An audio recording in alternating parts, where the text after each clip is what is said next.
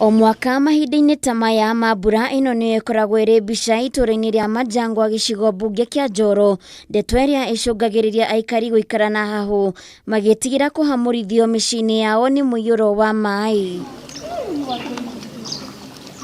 Maĩ maya marĩa marahĩte na gũkunderia barabara mwena ũyũ matigĩte aikari na mĩtangĩko mĩnene woka nĩ mĩthiĩre-inĩ yao, na ũguo kaingĩ marakora nginyagia mĩhang'o yao ya oro mũthenya ĩgĩtharara. Watoto yangu wachaenda shule, maana mvua ililala ikinyesha, asubuhi kuamka hakuna mahali mtoto ataweza kufukia aende shule. Sasa tukaulizana, na kweli kwa maana tunaamkanga usiku kuenda kuchagua wajumbe. Kweli wachaona hii matatizo tuko naye, wakuje tu watusaidie, watuondolee hii maji. Ubu ni nyingi sana, tunasumbuliwa na ubu. Kwa sababu hii maji inaweka ubu.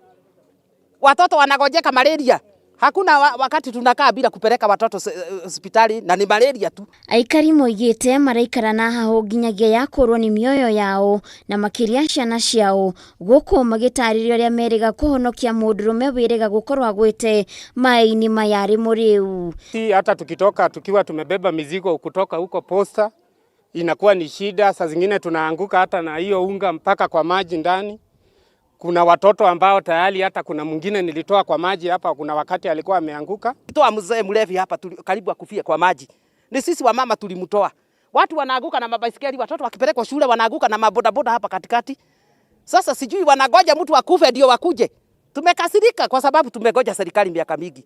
Wale wanakuja wanaenda miaka 5 inaisha, hakuna mtu anatusaidia. Kurerikana thĩna ũyũ wothe umanĩte na kwaga mĩtaro ya gũte maĩ ma gĩko na mahinda mothe mangĩkia mateta kũrĩ thirikari ya kaunti ĩyo, mateta mao makinyagĩra matũngi nini. Tumejaribu sisi kama wakaaji kupitia kwa kansula, watujaribu waweze kutusaidia, na kansula mwenyewe ameweza kufika hapa na akaahidi ya kuwa atatekeleza, atachukua hatua.